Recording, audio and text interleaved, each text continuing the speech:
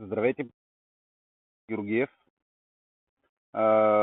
Днес ви представям клип за подмяна на сваляне на задна джанта с гума на Piaggio Beverly 2005 година. Гледах най-различни клипове, не намерих материали, които да са там достоверни. Общо взето при мен дигна го на стъпенка Piaggio-то. Първа стъпка сваляне на гарнето на автоха. Ето го къде е. Втора стъпка демонтаж на...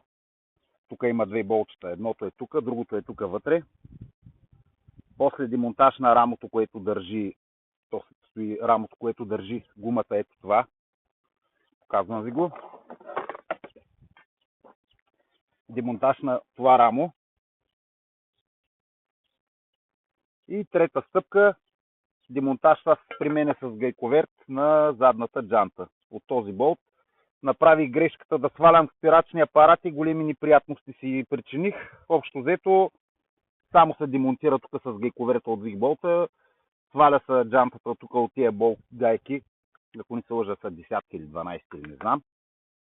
И джантата се сваля, аз при мене свалях, за да я сменя задната гума с друга, която си поръчах чисто нова.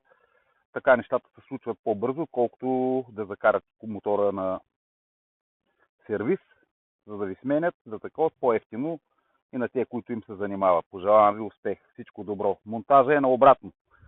Първо се монтира джантата за спирачния апарат, после се монтира рамото и накрая се монтира гарнето. Пожелавам ви успех на всички ентусиасти. Тъпо е да давате пари за неща, които може да си ги правите сами. Всичко добро ви желая. Лек ден.